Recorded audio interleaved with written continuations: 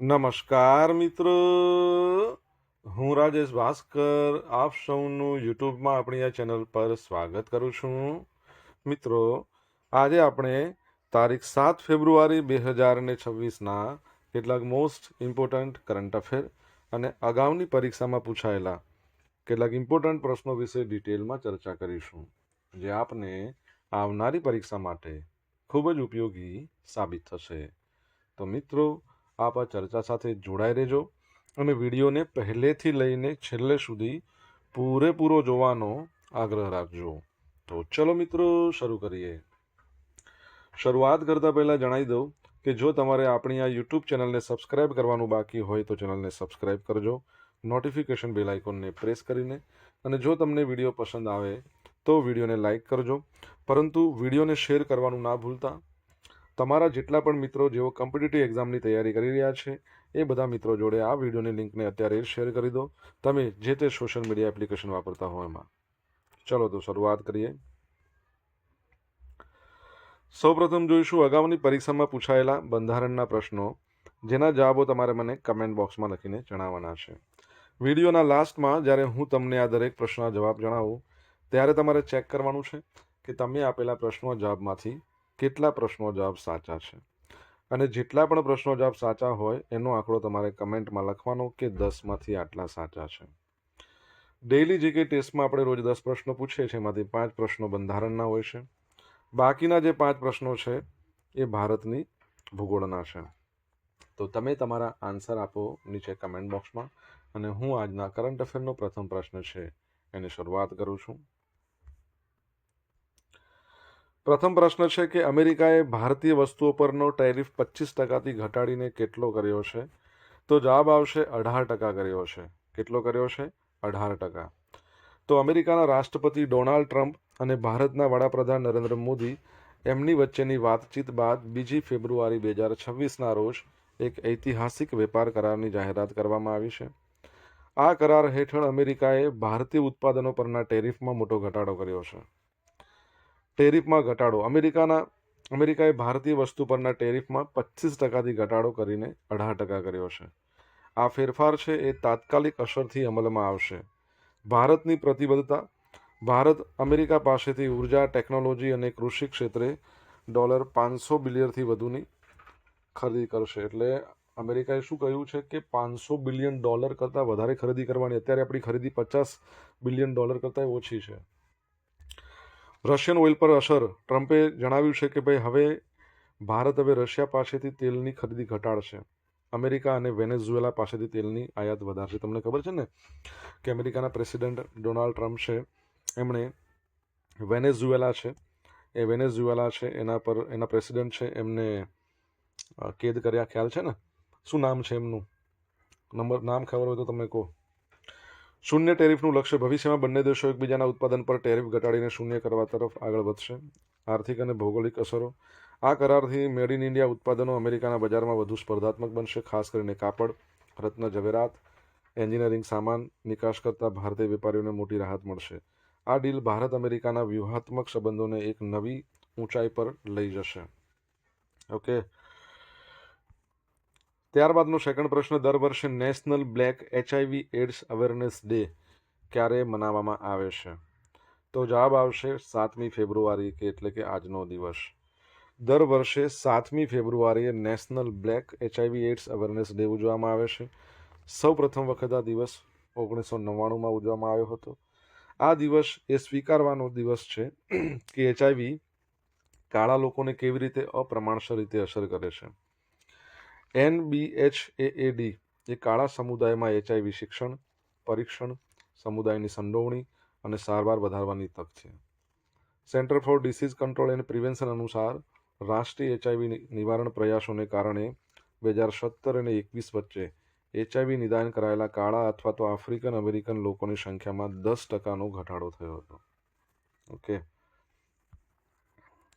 સંયુક્ત સૈન્ય અભ્યાસ: ચલો, એડ્સ ડે ક્યારે મનાવવામાં આવે છે તમારે જણાવવાનું છે.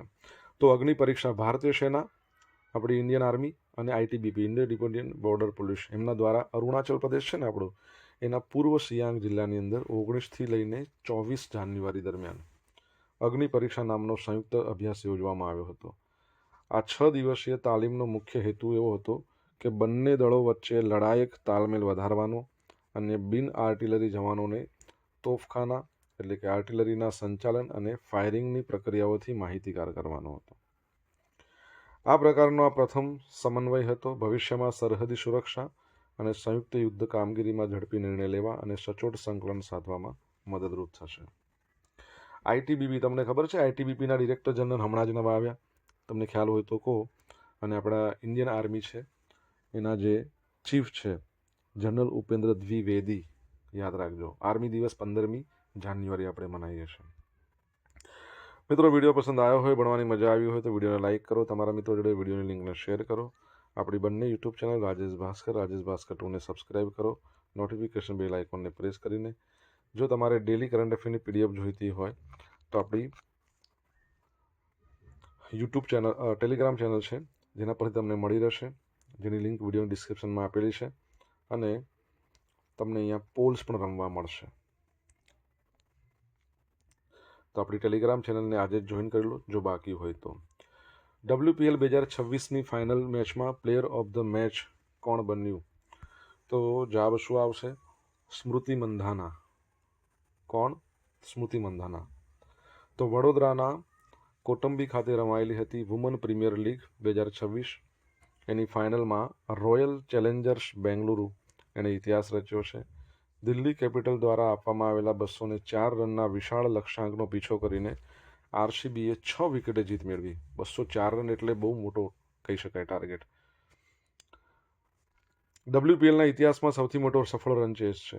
Captain Smriti Mandhana, Georgia wall એમના વચ્ચે 165 રનની રેકોર્ડ ભાગીદારી આ જીતનો મુખ્ય આધાર કહી શકાય. મહત્વની હાઇલાઇટ્સ કે Vadodara international cricket stadium Kotambi ત્યાં આ યોજાયો હતો. WPL ફાઇનલના ઇતિહાસમાં પ્રથમ વખત કોઈ ટીમે 200થી વધારે રનનો પીછો કરીને જીત મેળવી. કેપ્ટન મંધાના, કેપ્ટને તીવ્ર તાવ હોવા છતાં 41 બોલમાં 87 રનની શાનદાર ઇનિંગ રમી. દિલ્હી કેપિટલ, દિલ્હીની ટીમ સતત ચોથી વખત ફાઇનલમાં પહોંચી જવા છતાં રનર્સઅપ રહી છે. પણ દિલ્હીની ટીમને પણ દાદ આપવી પડે.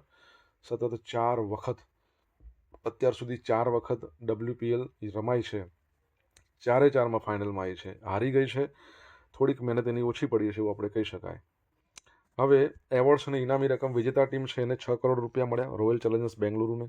રનરઅપને 3 કરોડ રૂપિયા, દિલ્હી કેપિટલ. ઓરેન્જ કેપ સૌથી વધુ રન સ્મૃતિ મંધાના 377, 5 લાખ રૂપિયા. પર્પલ કેપ સૌથી વધુ wicket Sophie divine 5 lakh. Most valuable player Sophie divine 5 lakh. Emerging player of the season Nandini Sharma 5 lakh રૂપિયા. બરાબર છે, તો આ યાદ રાખજો. ઓકે, તમને ખબર છે અત્યાર સુધીમાં 4 સિઝન રમાઈ એમાં 2 વખત રોયલ ચેલેન્જર્સ બેંગલુરુ જીત્યું છે. લાસ્ટ ટાઈમ પણ એ જીત્યું હતું. બરાબર છે, તો તમારે કહેવાનું છે કે એના સિવાયની બાકીની 2 છે એ કોણ જીત્યું છે, કમેન્ટમાં લખજો. ગુજરાતની આંગણવાડીઓમાં નવો અભ્યાસક્રમ આધારશિલા ક્યારથી અમલી બનવાનો છે? તો જૂન 2026થી અમલમાં આવી જશે. તો ગુજરાત સરકારના મહિલા અને બાળ વિકાસ વિભાગ દ્વારા ગુજરાતની આંગણવાડીઓમાં પૂર્વ પ્રાથમિક શિક્ષણનો નવો અભ્યાસક્રમ આધારશિલા જાહેર કરવામાં આવ્યો છે. આ અભ્યાસક્રમ રાષ્ટ્રીય શિક્ષણ નીતિ એના પાયાના સિદ્ધાંતો મુજબ તૈયાર કરવામાં આવ્યો છે. રાજ્યના મહિલા અને બાળ વિકાસ મંત્રી ડૉક્ટર મનીષાબેન વકીલના અધ્યક્ષસ્થાને મળેલી સ્ટેટ ECCE એની કાઉન્સિલ બેઠકમાં મહત્વપૂર્ણ નિર્ણય લેવાયો છે. તો આપણા ગુજરાતના મહિલા અને બાળ વિકાસ મંત્રી મનીષાબેન વકીલ છે, તો કેન્દ્રમાં કોણ છે તમારે જણાવવાનું છે. આ અભ્યાસક્રમ જૂન 2026થી રાજ્યની તમામ આંગણવાડીઓમાં અમલમાં મૂકવામાં આવશે. અભ્યાસક્રમની વિશેષતા જોશો તો 3 થી 6 વર્ષના બાળકોના વયજૂથ માટે ખાસ ડિઝાઇન કરવામાં આવ્યો છે. સમયપત્રક. બાળકોને દૈનિક 4 કલાક રમતગમત સાથે ગુણવત્તાયુક્ત શિક્ષણ અપાશે. પંચકોશની સંકલ્પના. આ અભ્યાસક્રમમાં ભારતીય પરંપરા, શિક્ષણ પદ્ધતિ, પંચકોશ, શારીરિક, પ્રાણિક, માનસિક, બૌદ્ધિક, આનંદમય વિકાસ એના પર ભાર મૂકવામાં આવ્યો છે. મારી વિકાસ યાત્રા. દરેક બાળકના વ્યક્તિગત મૂલ્યાંકન અને વિકાસના માપદંડ માટે આ વિશેષ પુસ્તિકા તૈયાર કરવામાં આવી છે. સમાવેશી શિક્ષણ. દિવ્યાંગ બાળકો હોય એમને પણ અનુકૂળ પ્રવૃત્તિઓ છે એમના માટે સમાવેશ કરવામાં આવ્યો છે. સાધનો અને તાલીમ જોઈએ તો પ્રવૃત્તિ પુસ્તિકા બાળકો માટે ઉંમર મુજબની વિશેષ પુસ્તિકાઓ તૈયાર કરાઈ છે. Activity bank. આંગણવાડી કાર્યકરો એમના માટે શૈક્ષણિક પ્રવૃત્તિઓનું માર્ગદર્શન આપતું સંસાધન. તાલીમ. આ નવા અભ્યાસક્રમ મુજબ બાળકોને તૈયાર કરવા માટે રાજ્યભરની આંગણવાડીઓને જે કાર્યકરો છે ને એને તાલીમ પણ આપશે. ઓકે, તો યાદ રાખજો. વોલમાર્ટનો ઇતિહાસ. 1 ટ્રિલિયન માર્કેટ કેપ ધરાવતી વિશ્વની પ્રથમ રિટેલ કંપની બની છે. ફેબ્રુઆરી 2026 વોલમાર્ટ વિશ્વની પ્રથમ રિટેલ કંપની તરીકે $1 ટ્રિલિયન 83 લાખ કરોડ રૂપિયા એની માર્કેટ વેલ્યુ હાંસલ કરી છે. આ સાથે તે એપલ અને એમેઝોન જેવી દિગ્ગજ ટેક કંપનીઓના ક્લબમાં જોડાઈ ગઈ છે. સફળતાના મુખ્ય મુદ્દાઓ જોઈએ. ટેકનોલોજી, એઆઈ અને ડિજિટલ પ્લેટફોર્મના ઉપયોગથી કંપનીએ નફામાં મોટો વધારો કર્યો. નાસ્ડેક. ડિસેમ્બર 2025માં કંપની ન્યૂયોર્ક સ્ટોક એક્સચેન્જ છોડી નાસ્ડેકમાં સામેલ થઈ. શેરની વૃદ્ધિ. છેલ્લા 10 વર્ષમાં શેરના ભાવમાં 468%નો ધરખમ વધારો થયો છે. બજાર પર પકડની વાત કરીએ તો અમેરિકામાં કરિયાણાના કુલ ખર્ચના $4માંથી $1 તો વોલમાર્ટના ખાતામાં જાય છે. બોલો, 25% તો એ જ લઈ જાય છે. ઓકે, તો એ બાબત યાદ રાખજો. તમને ખબર છે કે વોલમાર્ટની ફેમિલી છે ને એ વિશ્વના સૌથી ધનિક ફેમિલીમાંની નંબર 1 પર છે. આપણે ભણ્યા હતા ભૂતકાળમાં. સોશિયલ મીડિયાના માધ્યમથી મારી સાથે તમે કનેક્ટ રહી શકો છો. ઇન્સ્ટા આઈડી છે આપણું rajesh.i.bhaskar. ફેસબુક આઈડી છે RI ભાસ્કર અને આપણી ટેલિગ્રામ ચેનલ છે એ છે રાજેશ ભાસ્કર. અહીંયા તમને ડેલી કરંટ અફેરની પીડીએફ મળશે અને પોલ્સ પણ રમવા મળશે. જો ભણવાની મજા આવી હોય તો વિડીયોને એક લાઇક કરી દેજો. તમારા મિત્રો જોડે વિડીયોની લિંકને શેર કરજો. ચેનલ સબસ્ક્રાઇબ કરવાની બાકી તો સબસ્ક્રાઇબ કરજો, નોટિફિકેશન બેલ આઇકોનને પ્રેસ કરીને. ભારત ટેક્સી કયા મંત્રાલય હેઠળ કાર્યરત એક મુખ્ય પહેલ છે? તો ભારત ટેક્સી છે એ આપણું સહકાર મંત્રાલય છે એના અંતર્ગત એક મુખ્ય પહેલ છે. સહકાર મંત્રી કોણ છે આપણા? તો અહીંયા તમે ઇમેજમાં જોઈ શકો છો, અમિત શાહ છે. અને તમારા માટે પ્રશ્ન છે, આંતરરાષ્ટ્રીય સહકાર દિવસ ક્યારે મનાવવામાં આવે છે? કેન્દ્રીય ગૃહ અને સહકાર મંત્રી અમિત શાહે 5 ફેબ્રુઆરી 2026ના રોજ નવી દિલ્હીના વિજ્ઞાન ભવન ખાતે ભારત ટેક્સીનું સત્તાવાર લોન્ચિંગ કર્યું છે. આ પ્રસંગે એમણે ભારપૂર્વક જણાવ્યું કે આ સેવા ડ્રાઈવરોને શોષણમુક્ત બનાવી તેમને આર્થિક આઝાદી અને સન્માન આપશે. મુખ્ય વિશેષતા જોઈએ તો સારથી માલિક. આ કાર્યક્રમ દરમિયાન 6 શ્રેષ્ઠ પ્રદર્શન કરનારા સારથીઓ ડ્રાઈવરોને સન્માનિત કરવામાં આવ્યા. તેમને પ્લેટફોર્મના શેર સર્ટિફિકેટ વિતરિત કરવામાં આવ્યા, જે સાબિત કરે છે કે તેઓ આ સંસ્થાના માલિક પણ છે. સામાજિક સુરક્ષાની ભેટ. દરેક સન્માનિત સારથીને 5 લાખ રૂપિયાનું વ્યક્તિગત અકસ્માત વીમો, 5 લાખ રૂપિયાનું ફેમિલી હેલ્થ ઇન્સ્યોરન્સ એ પણ કવર આપવામાં આવ્યું. આ ઉપરાંત સેવાને વધારે મજબૂત અને ડિજિટલ બનાવવા માટે વિવિધ સરકારી અને ખાનગી હિતધારકો સાથે કુલ 9 જેટલા સમજૂતી કરારો પર હસ્તાક્ષર કરવામાં આવ્યા છે. મહિલા સશક્તિકરણ. બાઇક દીદી એટલે કે મહિલાઓ 2 વ્હીલર ચલાવે, ગિયરલેસ હોય કે ગિયરવાળું જે પણ. તો આ પહેલ હેઠળ અત્યાર સુધીમાં 150થી વધુ મહિલા ડ્રાઈવરો જોડાય છે, જે મહિલા સુરક્ષા માટે એક મોટું પગલું છે. ભારત ટેક્સીની અત્યાર સુધીની સફળતા. આ પ્લેટફોર્મ પર અંદાજે 4 લાખ ડ્રાઈવરો અને 10 લાખથી વધુ યુઝર્સ નોંધાયા છે. અત્યાર સુધીમાં અંદાજે 10 કરોડ રૂપિયા સીધા ડ્રાઈવરોના નફાના સ્વરૂપે વહેંચવામાં આવ્યા છે. આ સેવા સંપૂર્ણપણે ઝીરો કમિશન, નો સર્જ પ્રાઇસ, વધારે ભાડું નહીં એના પર કામ કરે છે. ઓકે, એટલે ઓલા અને ઉબર છે એના બહુ મોટા કમ્પિટિટર કહી શકીએ. અને આ જે યોજના છે ને એટલે કે ઇનિશિયેટિવ ભારત ટેક્સી, તો એનો પાયલોટ તબક્કો છે ને આપણા દિલ્હીમાં અને રાજકોટ બંને જગ્યાએ શરૂ કરવામાં આવ્યો હતો. યાદ રાખજો, ક્યાંક પૂછી નાખે. ભારત યુરોપિયન યુનિયન ઐતિહાસિક વેપાર કરાર. 18 વર્ષના વાટાઘાટોનો અંત આવ્યો છે. તો વડાપ્રધાન નરેન્દ્ર મોદી અને યુરોપિયન યુનિયન વચ્ચે નવી દિલ્હીમાં યોજાયેલી 16મી સમિટમાં એક ઐતિહાસિક મુક્ત વેપાર કરાર થયો.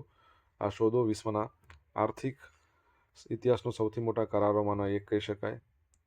બરાબર છે, મધર ઓફ ઓલ ડીલ કહેવાય છે, યાદ રાખજો. જીડીપીનો હિસ્સો. ભારત અને યુ મળીને વિશ્વના જીડીપીના 25% હિસ્સો ધરાવે છે. લક્ઝરી વસ્તુઓ સસ્તી થશે. યુરોપિયન કાર પરની ડ્યુટી 110%થી ઘટાડીને 10%, પરંતુ પહેલાં 40% કરશે, પછી તબક્કાવાર ઘટાડશે. પ્રીમિયમ વાઇન પરનો ટેક્સ 150%થી ઘટીને 20%. નિકાસમાં ફાયદો. ભારતીય કાપડ, ટેક્સટાઇલ અને ચામડાની લેધરની વસ્તુઓ હવે યુરોપમાં કોઈપણ ટેક્સ વગર ઝીરો ડ્યુટી વેચી શકાશે. Mobility packed. ભારતીય વિદ્યાર્થીઓ અને પ્રોફેશનલ માટે યુરોપમાં ભણવા માટે અને કામ કરવાના નિયમો હવે સરળ બનશે. Green hydrogen. બંને પક્ષો સ્વચ્છ ઉર્જા માટે સંયુક્ત રીતે કામ કરી શકશે. યુરોપિયન યુનિયન તમને ખબર છે, તો એના યુરોપિયન કાઉન્સિલ છે અને યુરોપિયન કમિશન. તો યુરોપિયન કાઉન્સિલ છે એના અધ્યક્ષ છે, એમનું નામ શું છે? એન્ટનિયો કાસ્ટા. તમારા માટે પ્રશ્ન એ છે કે યુરોપિયન કમિશન છે એના અધ્યક્ષ કોણ છે? તમને ઇઝી કહું, આમનું નામ કહી દો, લો કમેન્ટ બોક્સમાં. અગાઉની પરીક્ષામાં પૂછાયેલા બંધારણના પ્રશ્નો જોઈ લે. પહેલો પ્રશ્ન, રાજ્ય લોકસેવા આયોગના સ્ટાફની સેવાની શરત અંગે જોગવાઈ કોણ નક્કી કરે છે? રાજ્યપાલ. કોણ આવશે? પણ નહીં, અહીંયા કોણ. નીતિ આયોગની રચના કઈ રીતે કરવામાં આવી હતી? તો મંત્રીમંડળ છે એના સચિવાલયના ઠરાવથી. બંધારણના કયા સુધારા બાદ પંચાયત માટે નાણાં આયોગની રચના કરવા માટેની જોગવાઈ દાખલ કરવામાં આવી હતી? 73. ભારતના બંધારણમાં નાગરિકોને કેટલી ફરજો દર્શાવેલ છે? તો 11. ભારતમાં રાજકીય પક્ષ તરીકે નોંધણી કોણ કરે છે? આપણું ઇલેક્શન કમિશન ઓફ ઇન્ડિયા, ભારતનું નિર્વાચન આયોગ. હવે જોઈશું અગાઉની પરીક્ષામાં પૂછાયેલા ભારતની ભૂગોળના પ્રશ્નો. પહેલો પ્રશ્ન, ગુજરાતનો સૌથી ફળદ્રુપ પ્રદેશ કયો છે? તો મધ્ય ગુજરાત છે. ઉત્તર ગુજરાતની સૌથી લાંબી નદી કઈ છે? તો બનાસ નદી છે.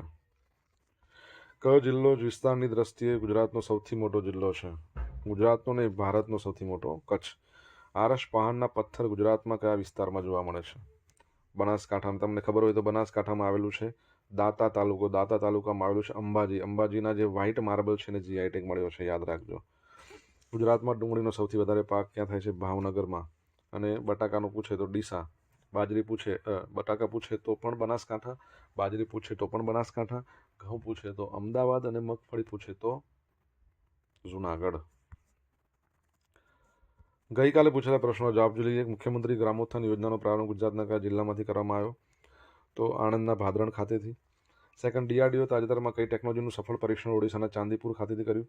તો સોલિડ ફ્યુઅલ ડક્ટેડ રેમજેટ. બરાબર, યાદ રાખજો. હવે જોઈશું આજે પૂછેલા પ્રશ્નનો જવાબ. પહેલો પ્રશ્ન શું હતો? તો વેનેઝુએલાના પ્રેસિડેન્ટનું નામ શું હતું? નિકોલસ માદુરો, જેમને અમેરિકાએ કેદ કર્યા છે. સેકન્ડ નંબરનો પ્રશ્ન, વર્લ્ડ એડ્સ ડે ક્યારે મનાવવામાં આવે છે? 1 ડિસેમ્બરના રોજ. ત્રીજા નંબરનો પ્રશ્ન, ઇન્ડો ટિબેટન બોર્ડર પોલીસના ડિરેક્ટર જનરલ હમણાં જ બન્યા છે? શત્રુજીત સિંહ કપૂર. ચોથા નંબરનો પ્રશ્ન, WPLની અંદર મુંબઈ ઇન્ડિયન 2 વાર જીતી છે અને રોયલ ચેલેન્જર્સ બેંગલુરુ 2 વાર, ટોટલ 4 થઈ ગઈ. અહીં આપણો 5મા નંબરનો પ્રશ્ન, કેન્દ્રીય મહિલા અને બાળ વિકાસ મંત્રાલયના મંત્રી કોણ છે? અન્નપૂર્ણા દેવી. 7મા નંબરનો પ્રશ્ન શું છે? તો સહકાર દિવસ ક્યારે મનાવવામાં આવે છે? તો જુલાઈ મહિનાના પહેલા શનિવારે. 7મા નંબરનો પ્રશ્ન, યુરોપિયન કમિશનના અધ્યક્ષ કોણ? ઉર્સુલા વોન ડેર લિયન. બરાબર છે, યાદ રાખજો. અને તમારે લાઈક બાકી કરવાનું હોય તો જોઈ લો, લાઈક આપજો અને વિડીયોને શેર કરજો. ચેનલ સબસ્ક્રાઈબ કરવાની બાકી તો સબસ્ક્રાઈબ કરજો, નોટિફિકેશન બેલ આઇકોનને પ્રેસ કરીને. હવે મિત્રો જોઈશું ગઈકાલના કરંટ અફેરમાંથી પૂછેલા કેટલાક ઇમ્પોર્ટન્ટ પ્રશ્નો, જેના જવાબો તમારે કમેન્ટ બોક્સમાં લખીને જણાવવાના છે. પહેલો પ્રશ્ન, દક્ષિણ ગુજરાત ઝોન માટે વાઇબ્રન્ટ ગુજરાત રિજનલ કોન્ફરન્સ કયા શહેરમાં યોજાશે? બીજો પ્રશ્ન, વર્ષ 2026માં ગ્લોબલ ટીચર પ્રાઇઝ કોણે જીત્યું છે? જો તમને જવાબ આવડતો હોય ને તો તમારે કમેન્ટ બોક્સમાં લખીને જણાવવાનું છે. અહીંયા આપણે કરીશું સ્ટોપ. તો આ હતા આજના દિવસના કેટલાક મોસ્ટ ઇમ્પોર્ટન્ટ કરંટ અફેર, અને સાથે આપણે શું જોયું? અગાઉની પરીક્ષામાં પૂછાયેલા કેટલાક ઇમ્પોર્ટન્ટ પ્રશ્નો, પ્રીવિયસ યર્સ ક્વેશ્ચન PYQ, એના જવાબો પણ આપણે જોયા છે. આશા રાખું બધાને ભણવાની મજા આવી હશે. જો ભણવાની મજા આવી હોય તો વિડીયોને એક લાઇક કરી દો, તમારા મિત્રો જોડે વિડીયોની લિંકને શેર કરી દો. આપણી બંને યુટ્યુબ ચેનલ, એક છે રાજેશ ભાસ્કર, બીજી છે રાજેશ ભાસ્કર 2. બંનેને જો સબસ્ક્રાઈબ કરવાનું બાકી તો સબસ્ક્રાઈબ કરો, નોટિફિકેશન બેલ આઇકોનને પ્રેસ કરીને, અને તમારા જે પણ અભિપ્રાયો છે કમેન્ટ બોક્સમાં લખીને અવશ્ય જણાવજો. તો મિત્રો, thank you so much for watching this video. Have a nice day. જય હિન્દ, જય ભારત, જય જય ગરવી ગુજરાત.